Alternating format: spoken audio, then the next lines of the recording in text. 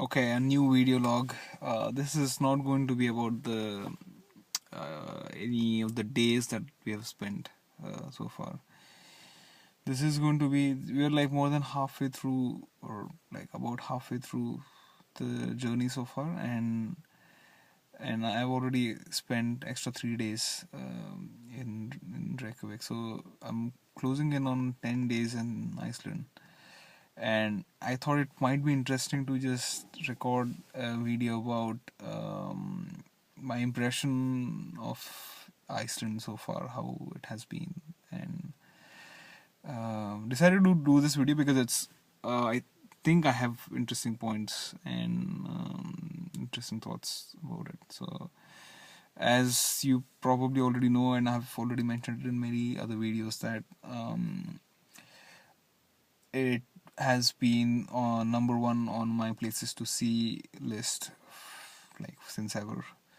So this is like, I feel like living the dream right now. This is something I always wanted to do, and it still feels surreal that I'm doing it. It just still feels very difficult to believe that I'm in Iceland.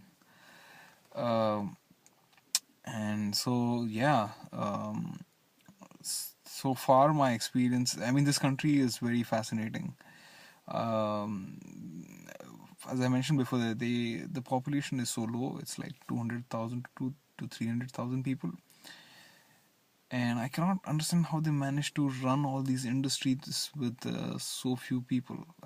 They probably have to like import, so they just probably import, they import goods, but they probably also import services. I think a lot of the stuff is probably managed by some other company from abroad, I guess. Like, I'll give you an example. Like, for example, you will find toilets at really unexpected places. Yesterday we were at Dedifoss. There's no civilization around. There's nothing around. You have to follow a dirt road, a gravel road more or less, for about 25 kilometers from the main road, and the closest town is like at least, I don't know, 50 kilometers away. So this is like literally in the middle of nowhere, and at the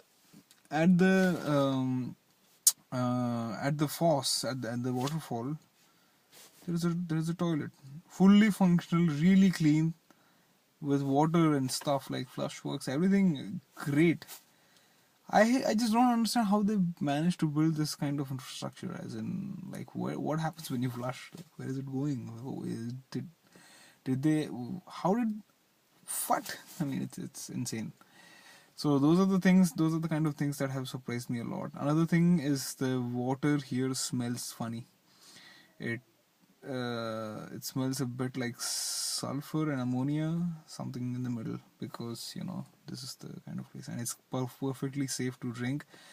Actually, Icelanders pride the water here, how clean it is and how healthy it is to drink.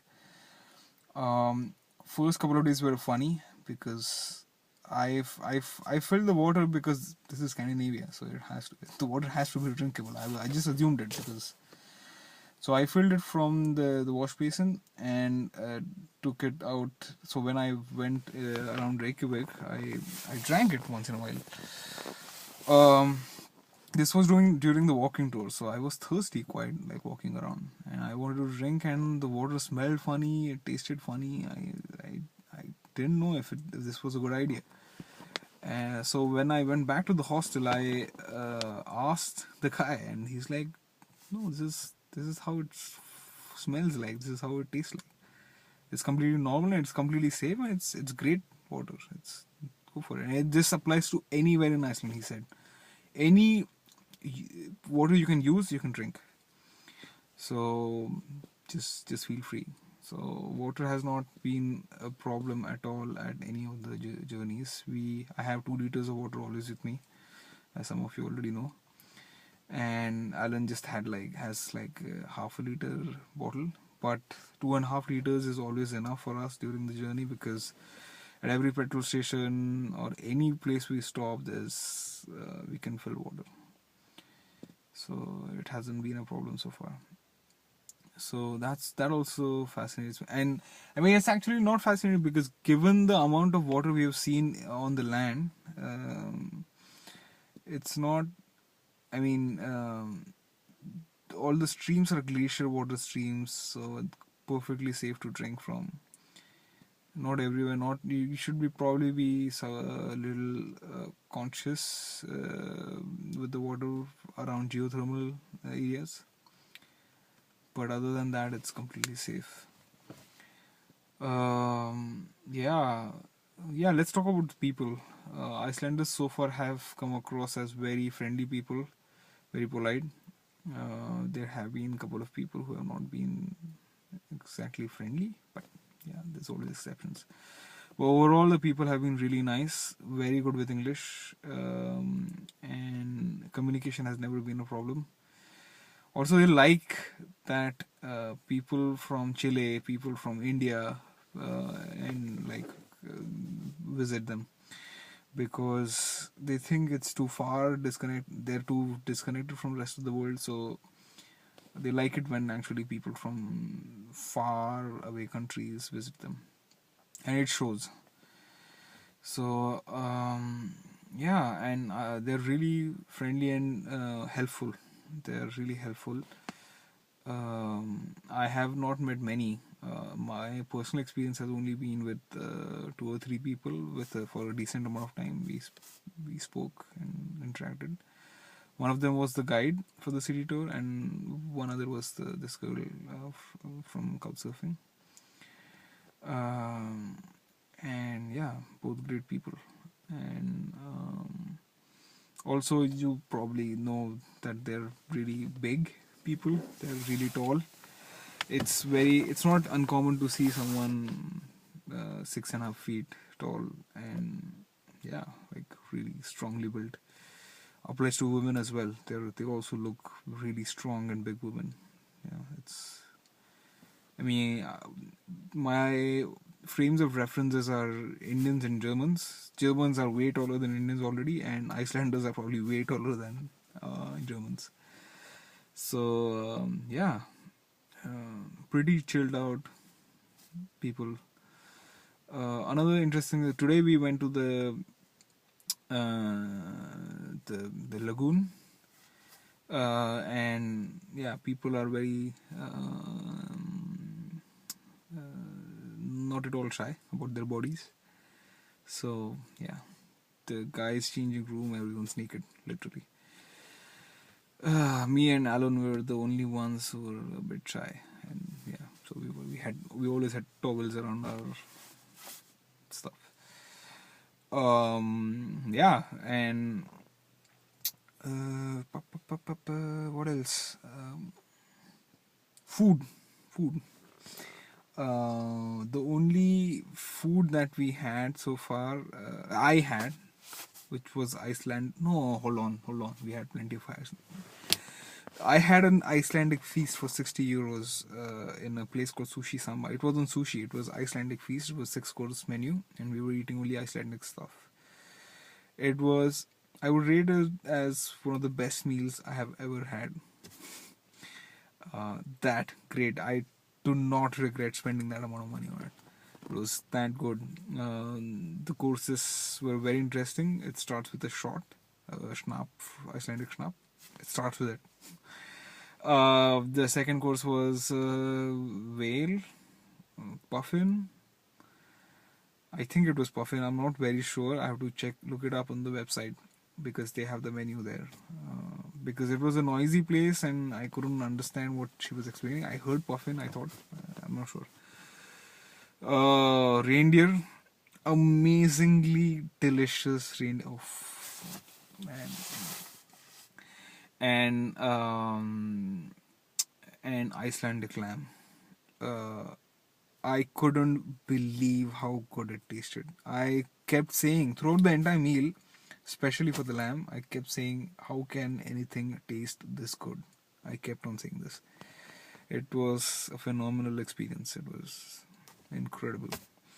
So even if this island is pretty far from the rest of the world, they do produce. they do have their own food. They do have their amazing culture, and there's culturally it's pretty rich, I would say, because it's Vikings and a lot of history here. And this place is just so unique. There's no other place like this. So it reflects in their food in a way, I would say. Like it reflects in you. If you look at it, anything that they produce is unique. It has its own character.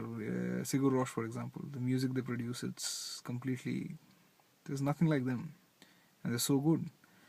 So you can see the same thing in their food as well. I thought they also do a lot of weird stuff. They eat fermented shark, the Greenland shark. They fish and ferment it. It's a poisonous shark, so you cannot, if you eat it right after killing, it may not kill you, but it will. You'll be sick. So it goes through a fermentation process for about 6 months, 4 months, and then it becomes edible. It tastes disgusting to many people. I tried it; it was great for me. I shot a video trying the shark for the first time, and yeah, you'll probably seen it, or you probably already have seen it. Another interesting thing I ate here was it was today, like a couple of hours ago, Icelandic lamb's heart. Like, it literally looks like heart. I shot a video for that as well. You probably already have seen it, or maybe not. Maybe you should. Very delicious. I have no idea why don't we eat heart of lamb regularly. Like, why don't we have it in supermarkets? It's very common in Iceland, by the way. You can get it at any supermarket. It doesn't cost much.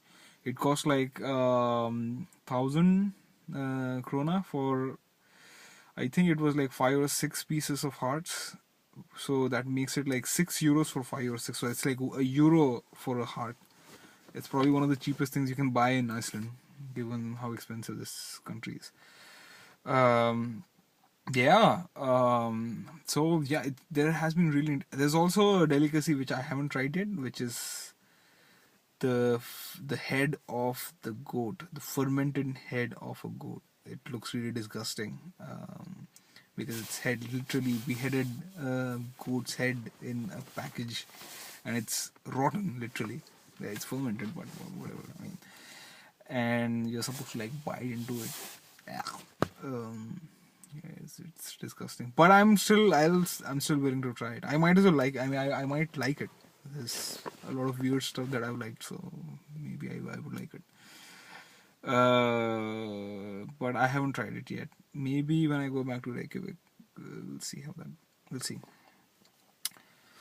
Yeah, let's talk about expenses. As you probably already know, it's a very expensive country because they import everything. There's a lot of taxes. There's a lot of VAT and import tax and everything. So everything is like ridiculous. And yeah, that's also one of the things you will underestimate. You'll be like, yeah, how expensive can it be? But then when you're camping and you're eating bread and cheese, and you yet end up spending €100 a day, that's how expensive it is. Fuel is expensive, cars are expensive, everything is expensive. Food is ridiculously expensive. So so I am easily, in these 24 days, I expect to spend at least €3,000. That's what I think. I'm going to spend at least €3,000. It's a lot of money. Yeah, but what the hell? This is what we make money for, right? So I totally do not regret spending so much money, because I think this is one of the best times to visit Iceland anyway. In 2007, they had an economy collapse, as you probably already know. And after that, this country started becoming a little more affordable, which is like right now how it is. Before that, it was just not possible. So tourism was actually not big, I would say 10 years ago, according to the people. it has picked up since 2007, since the economy collapse happened.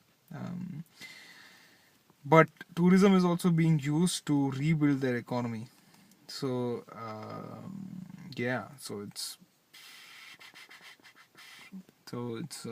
slowly going to get to a point where it starts becoming unaffordable again.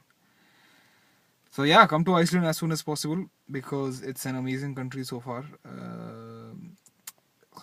Landscape, people, food, uh, weather for me at least. Like so far, we've been so lucky with the weather. It's unbelievable. Um, we just joked that if we have the kind of weather we had on the first day throughout, that would be amazing. That would be that would be really really incredible. And so far we have had that kind of weather for the 7 days, and the next days from this thing they're not that bad. So yeah, it might as well it could happen that we get like really great weather for the all 10 days of the journey. So yeah, so weather is also great in June. The night is there's no night. It never gets dark here. It's really cloudy and dark right now. It's 11, but on a sunny day, you will probably not see darkness at all. I mean, you cannot see darkness right now anyway. Like so this is what it is like right now, and this is 11, and the sun sets at 12:30 more or less, and comes up at 1:40. So yeah, it's down for about an hour, but so it feels really weird. You definitely need to cover your eyes with a mask while sleeping if you have these kinds of problems with light. Um, and it hasn't been very cold yet, as in like ridiculous, like cannot sleep kind of cold yet. So we're hoping the weather stays like this. I'm really worried about my hike that is coming up because I heard it gets really cold there. And given my preparation right now for cold weather, it's not good. Yeah. Even if I get this tent, the tent is all right. It's yeah. I mean, I really appreciate the fact that Aaron is willing to give this to me. But let's see how this holds up because I think I'm going to do the trek anyway, even if it gets cold. Ooh, why am I doing this? This is a video recording. Yeah, even if it gets cold, I think I'll just do it anyway because yeah, it's 4 nights. I'll suffer through it, but it's probably worth it during the day when I'm hiking and walking. It's going to be worth it. I think nights will be hard, but what the hell.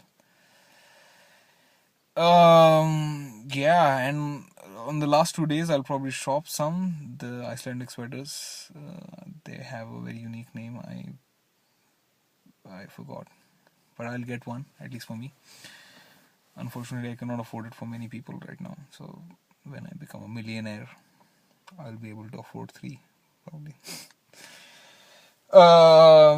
Yeah, our pictures have been great so far. I think I'm pretty satisfied so far, but we'll only know when I get to a computer and see them full screen.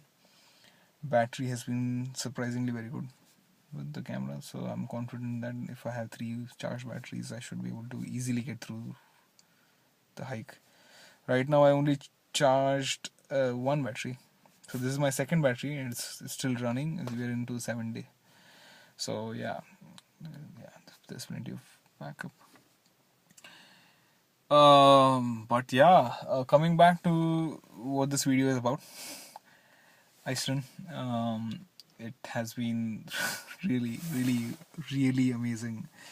If you've not been here, what are you doing? I mean, start planning and like call me. I'll help you plan. Whatever I know, I'll tell you. And most of these videos have a lot of stuff already recorded about what I know and what my experience has been here. So this serves as a good pointer to start planning. But anyway, if you need help, I'll be more than happy to plan it for you. India and Iceland, we can plan. So yeah, get in touch and let's make this happen. Let's do this. Let's get you to Iceland. Everybody should visit Iceland. It's really great, really really amazing. Okay, enough blabbering about this place and myself and my journey and my blah blah blah. And yeah, thank you for watching. It's yeah, bye.